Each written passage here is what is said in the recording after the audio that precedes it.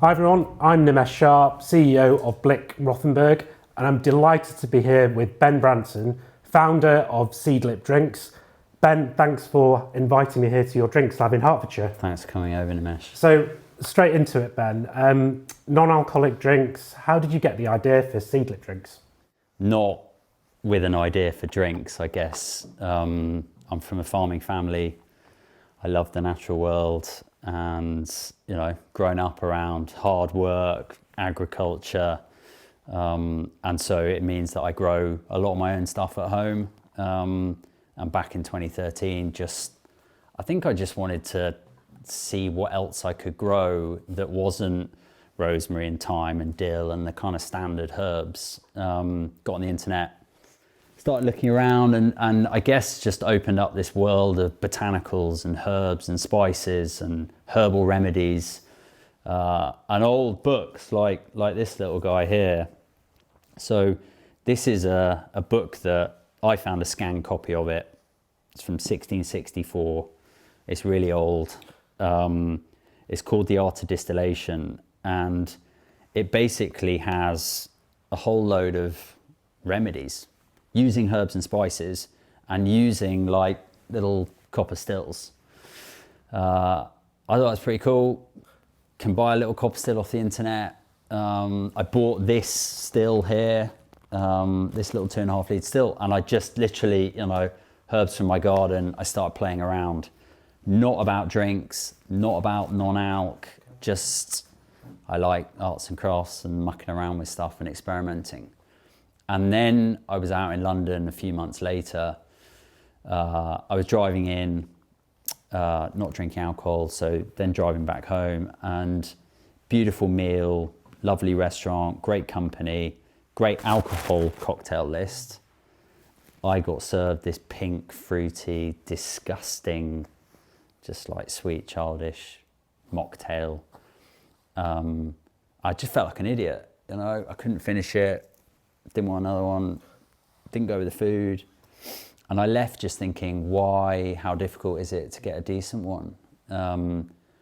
So it wasn't like a eureka moment, but that thought stayed with me, I guess. And over a period of sort of 4 or 5 months, the dots started to join. I was running a design agency at the time. That's what my father's side of the family are in. But I just sort of thought, maybe I could work with my dad, bring something to life. Maybe there's something in this little copper still. Maybe I'm not the only person who wants a decent non-alc option. Don't care why you're not drinking alcohol, but you should get a decent option. Maybe I could work with mum and the farm and use some of the ingredients. And it was just a side project initially. It was like, maybe I'll take something to a farmer's market. That morphed into 2 years later, we launched in Selfridges. I made 1,000 bottles. I got the tattoo. I put my life savings in, left my design agency, went kind of lock, stock in. And yeah, those first 1,000 bottles sold out in 3 weeks. And that was 2015, and it has snowballed and snowballed and snowballed. You were pretty early into the non-alcoholic drink space in 2013. And now the market's much more competitive, but the brand Seedlip is really strong. Maybe I'm slightly biased, Ben, but where did you come up with the idea for the brand Seedlip?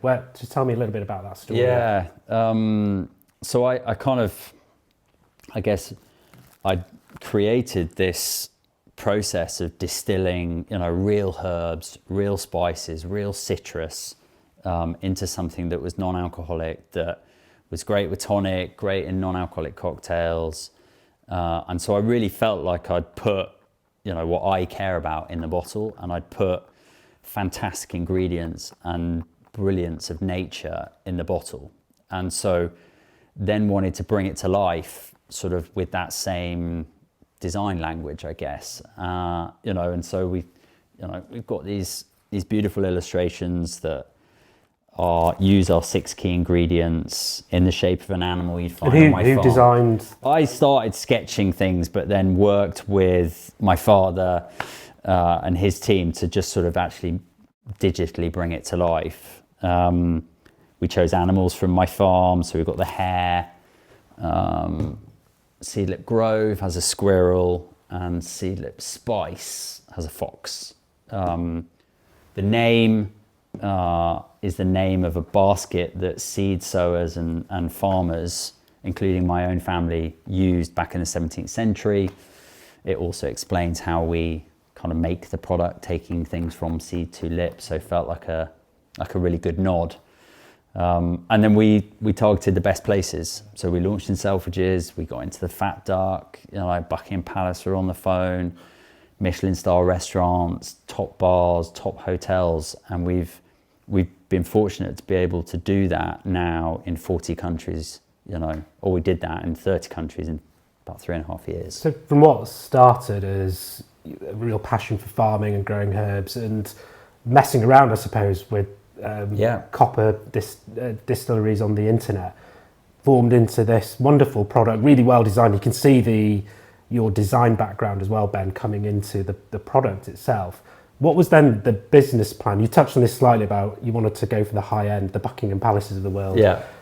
But then what was the plan in 2013 to really launch this thing? Yeah, so when we launched, we were the first ever people to do this.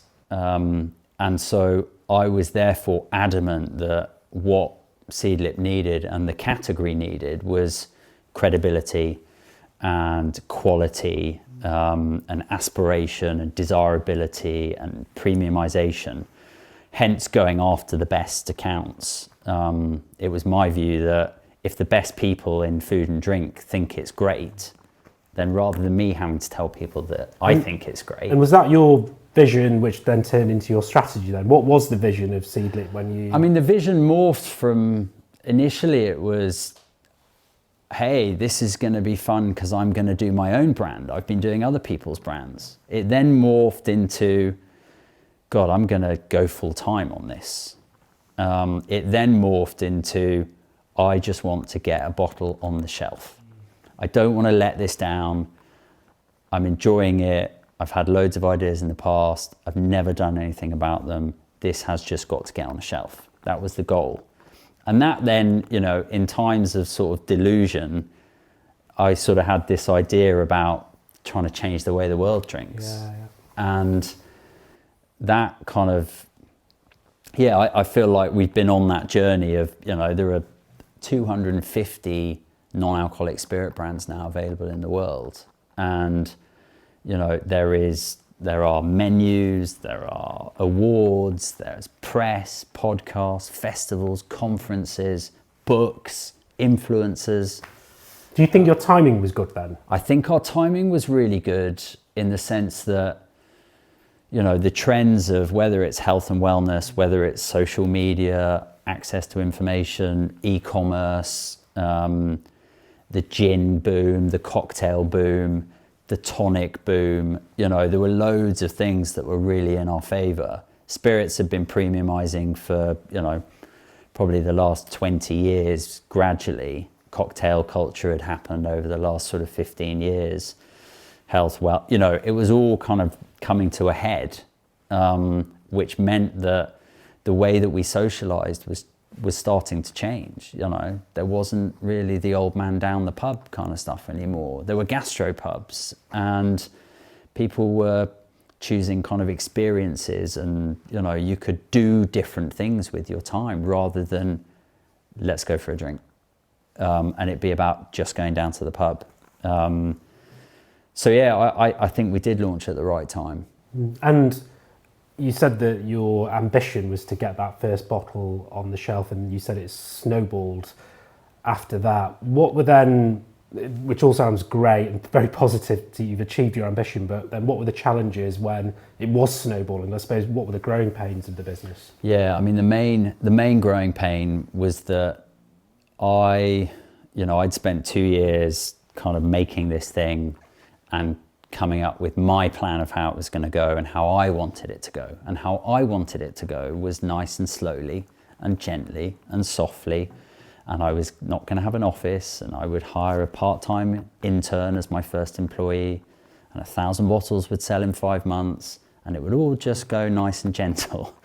We heard from 100 countries in the first 3 months. Where did that come from? Just word of mouth? Word of mouth. Wow. We got some really great press.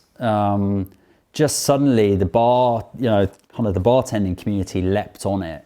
And, I remember walking into the American bar in the Savoy, world's best bar 2 or 3 times in the last 10 years, to meet Eric, who was the head bartender there.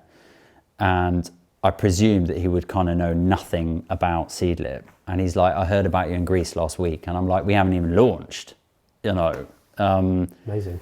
So yeah, it really seemed to kind of strike a chord, and that was painful because that was me then completely out of my comfort zone. How do I increase production when it takes 6 weeks to make a batch? I'm making it myself. How do you do that? Raising money. I'd learned a lot about business plans and finance and value chains and P&Ls and balance sheets, but suddenly you're like, well, this is going to need more money. This is going to need people. So there was a really steep learning curve over the first 6 months after we launched, of whether it was hiring a big white van and driving 7,000 empty bottles up to Lancashire and renting a bottling line to move to like serious scale of production for us, and then driving them back down and getting people to help label them. Or whether it was taking our first office, that we took and it was too small and we had to move out 3 times in a year. I didn't actually like it. It was because I didn't expect it. But I guess I did the next right thing, and we raised money from Diageo, and that was brilliant. That kind of gave us some real fuel to accelerate the business, and we just went for it. We hired 75 people in 3 years and expanded to 30 countries, and we made hay. And what was it like going international as well? Because that is a challenge for a lot of businesses that have been successful in their domestic market, and you were very successful very quickly in the UK.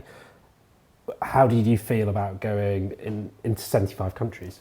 Yeah, it was interesting because we got a lot of demand from the trade really early on, and my counsel to the team was sort of not yet. Oh, so you held it back. So. Yeah, and let's wait. And we got Tesco were in touch really quickly, Weatherspoons Group, everybody was kind of at us, and none of it was a no, it was all a not yet. You want to change the way the world drinks, well, that means it should be in loads of great bars, restaurants and retailers around the world. But it was all not yet. International, when we started getting consumer demand, so when we started getting people from the public emailing, us saying, when are you coming? That was starting to be a real sign of, wow, okay, maybe we should look at these markets. And so it sort of, we didn't know what was going to happen when we went into another market, but I guess finding the right distributors. There are amazing bars in most cities in the world. There are 5-star hotels in most cities in the world. And was that still your approach when you went internationally? Because you started off by saying, I wanted to be in the best places. Yes. You carried on with that approach. That was the kind of market model of where's the Michelin guide? Yeah. How many cities is that in? The world's 50 best bars, which cities are they in? 5-star hotels, where are they? Top retailers, do some really good press, do a press launch. I spent 200 days a year out the UK for the first sort of 3 years, just traveling and opening markets. How was that for you? I didn't like it really. Like you see where I live, it's countryside. I'm not really a sort of city boy, but it was what was needed, and I wanted to go and kind of, I guess, see the food and drink landscape and feel the city, to go and see if seedlip had a good chance to kind of be there. So, and it was amazing. I got to go to places like Taiwan or Shanghai, places I probably wouldn't ordinarily go to. And of course, you've got to go and eat in the nice restaurants and go to the nice bars. So it wasn't all bad, but it was, time on a plane and time away from the countryside.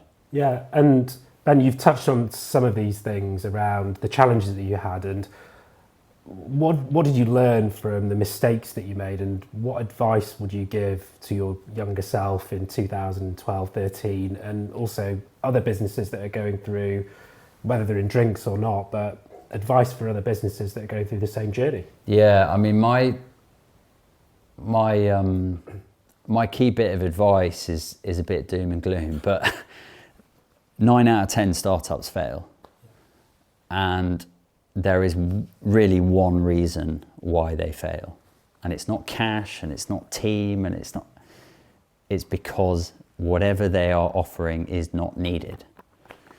And I think that, and I talk to schools or to universities, and lots of people want to start businesses, which is amazing, and we need that.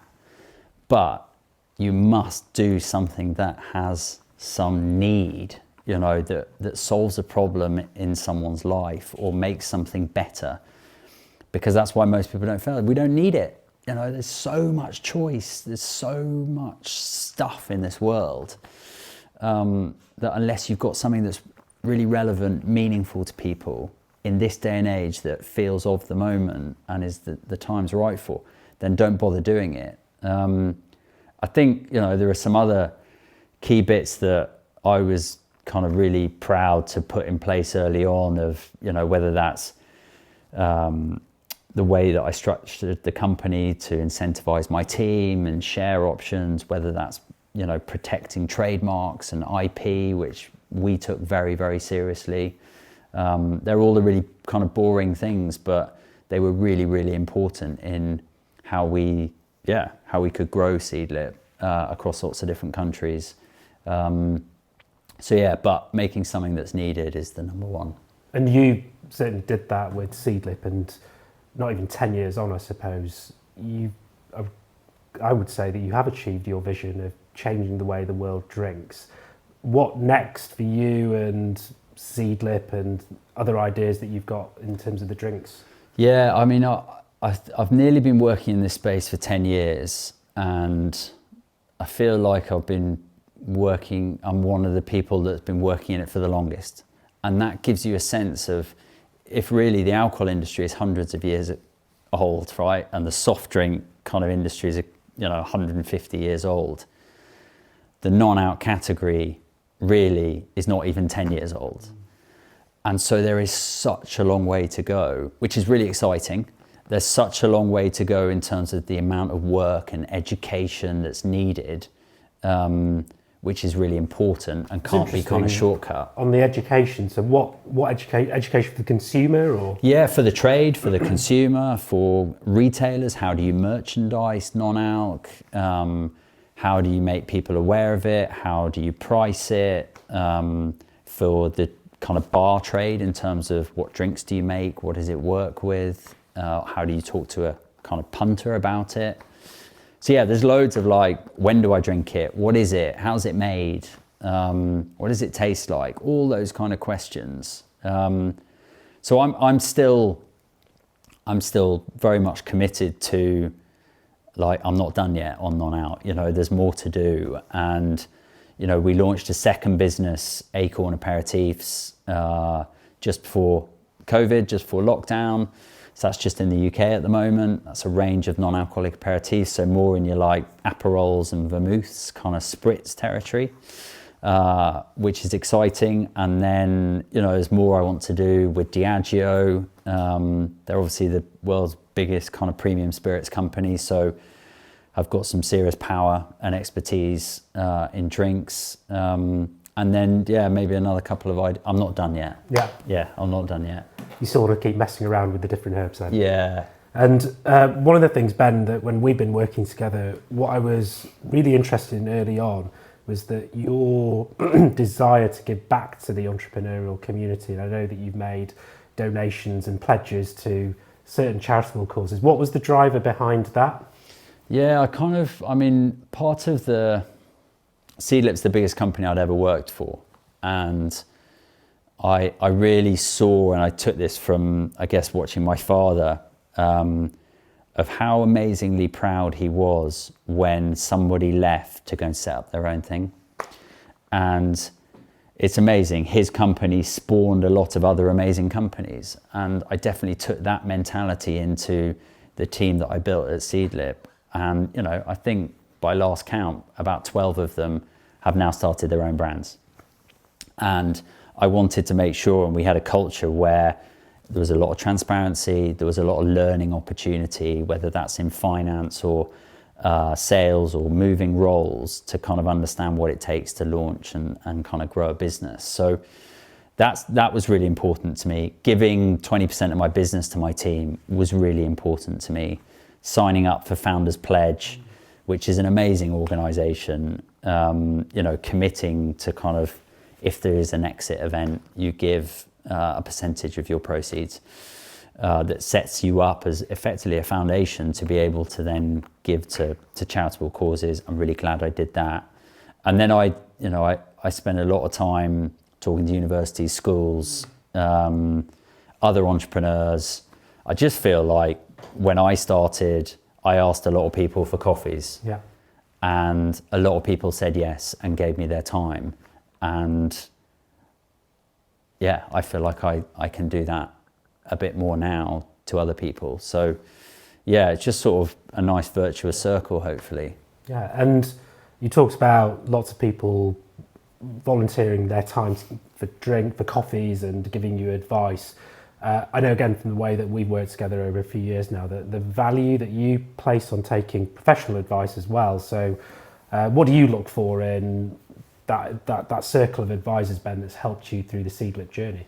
Yeah, it's a really good question, because I'm acutely aware of what I'm good at and what I'm not good at, and I'm really aware, and that's been really helpful in terms of hiring and team, and management team, and investor, and all that kind of stuff's been really good.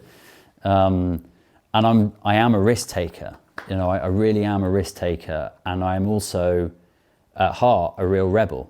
And I don't like authority, and I don't like doing what I'm told, and you know, but I don't know why. I can't put my finger on why, when it came to Seedlip, I took lots of advice and lots of professional advice, and at times maybe I took too much. You know, too many lawyers talking to me, but I think where legals, investment, tax, finance, I don't want to get any of that wrong, you know.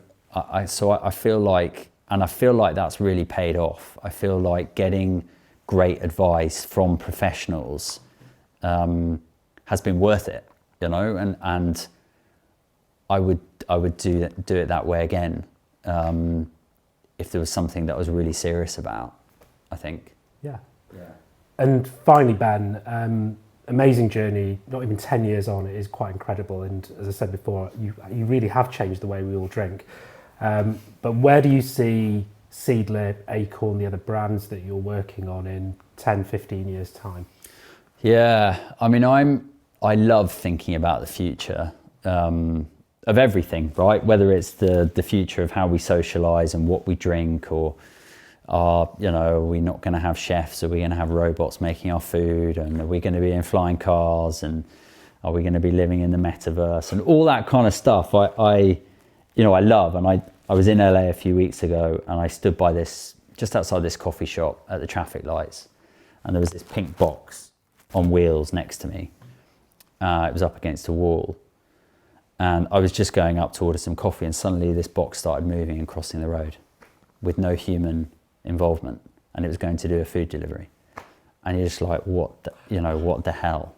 But I love, you know, I like thinking about what could be, and I think the future of kind of how we socialize is only going to kind of continue to change, and the future of what we drink is only going to continue to change, in the sense that, you know, could we foresee a way where in 15 years' time, alternatives to meat are about the same as meat, alternatives to dairy are about the same as dairy, electric cars have overtaken normal fuel cars, non-alcoholic beer has balanced with beer? You know, could we see that? I think we absolutely could, because it's about choice. So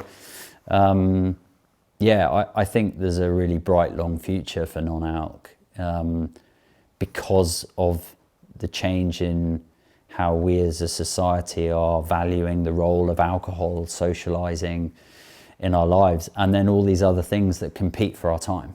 You know, there's no time to be hungover now. You know, we've got to be on point every day, and we've got to do this exercise, and we've got to, you know, take these vitamins, and we, you know, so many things we've got to suddenly now do, it seems, that we don't want to miss out, and there's no time to miss out. So yeah, I think there's a long way to go, but I think the future is really exciting. Yeah, and the future is a world with maybe no hangover as well, which I can certainly buy into. Yeah. Ben, really good to speak to you today. Thank you so much for sharing the story of Seedlip. Thanks, Nimesh. I've learned a lot about the drinks industry as well from this short time, and I'm sure everyone that's listening has as well. Thank you. Thank you. Thanks.